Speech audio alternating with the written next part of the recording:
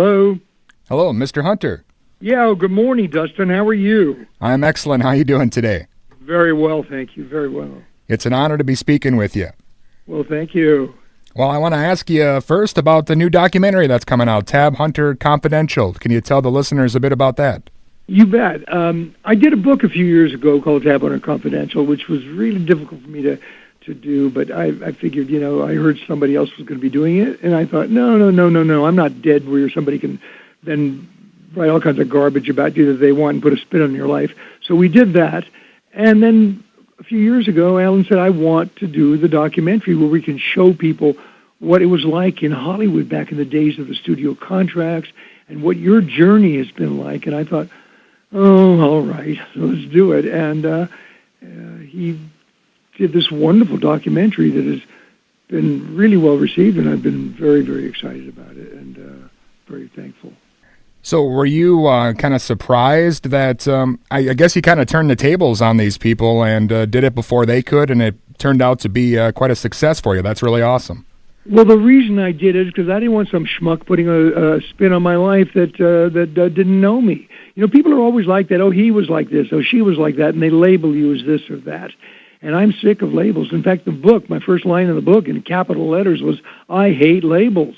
We are all human beings, and what's the important thing is, what kind of a human being are we? That is the key.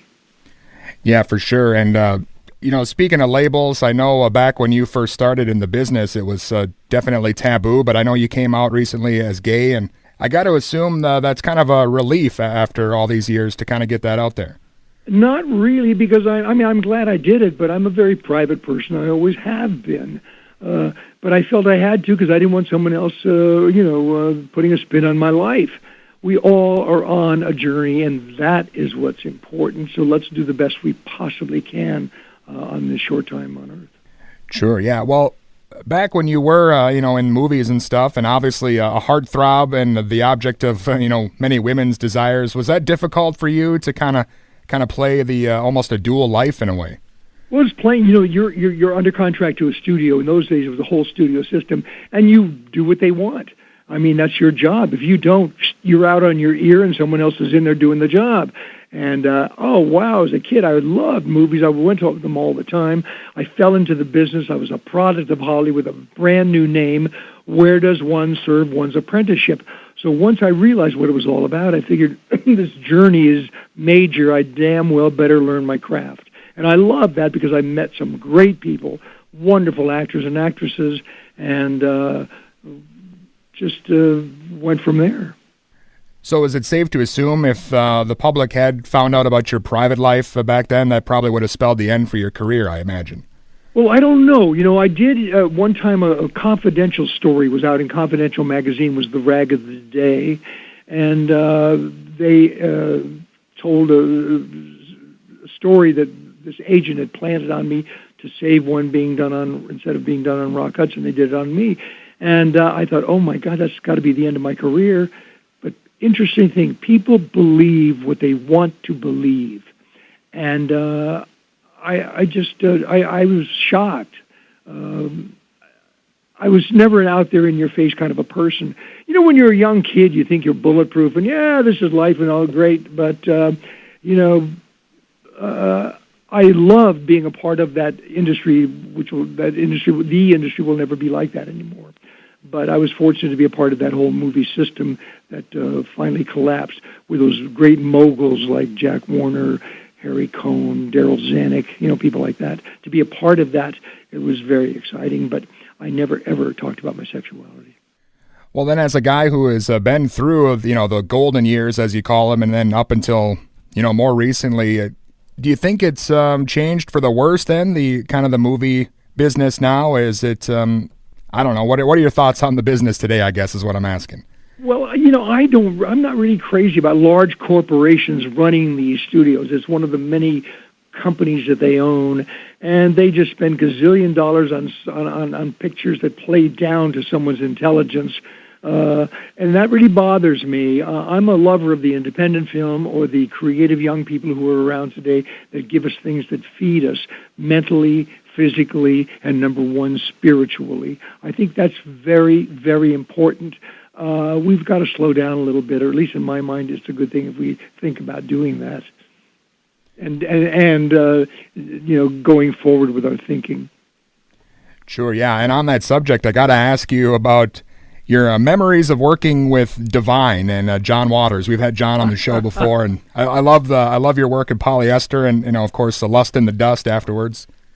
Well, I love John. He's like your friendly undertaker. He's a great guy. He called me. I was doing a play years ago in Indianapolis, and he called up and said, "My name is John Waters. I don't know if you know me." I said, "Yeah, I'm a major fan of yours. Are you kidding? I love Mundo Trasho and Pink Flamingos." And he said, "Well, I've got a script I'd like you to do if you have the time." And I said, "Send it to me." He did. I had 2 weeks off from the theater. I read it, but on the phone he said to me, "But wait, before we go any further, how would you feel about kissing a 350-pound transvestite?" And I said, "Well, I've kissed a hell of a lot worse, I'm sure." John was great, and working with Divine, I do have to smile and say he's one of my favorite leading ladies. Put him right up there with Sophia Loren, Natalie Wood, Debbie Reynolds, the whole bunch. Yeah, that is awesome. And Tab, I got to say, you are probably one of the few people who not only had a successful movie career, but you had hit singles out as well. I want to ask, how that came about. Is that something you always wanted to do, kind of both sides of the coin? Well, I used to sing in the choir, church, and I used to sing in the shower. Now, we all sound good in the shower with all that, the acoustical sound, all the. But I was doing a tour with Natalie Wood for a film we did called The Burning Hills. Best thing in it was my horse. And we were in Chicago, and there was a DJ there, Howard Miller, and he was huge. And he heard me, I was just singing, and he said, "Did you ever think of recording?" And I said, "Oh, I'd love to do that sometime." He said, "Let me talk to Randy Wood at Dot Records." He called up Randy. Randy called me when I got home. He presented me with Young Love. He heard me sing, and he said, "I'd like you to record this." I recorded it on a Friday. Monday morning, I was driving down Sunset Boulevard, heard it coming out of the car radio, and almost hit a palm tree. I was so excited. And oh, my gosh. It knocked Elvis out of the #1 slot, stayed there for well over 6 weeks, and I started recording for Dot. Well, Jack Warner, who I was under contract to at Warner Brothers, called me in. He said, "Wait a minute. We own you for everything." I said, "But Mr. Warner, you don't have a recording company." He looked at me and he said, "Well, we do now," and they started Warner Brothers Records. Oh, wow. Yeah. Amazing, isn't it? When you stop to think of your Warner Brothers Records today, my gosh. Yeah, I did not know that. That's incredible that's how that all started. I still think that's incredible, too. Well, yeah, obviously you have done just about everything and there is to do, and I know the documentary, Tab Hunter Confidential, is out, and is there something else maybe you see on the horizon, or maybe another project you're working on?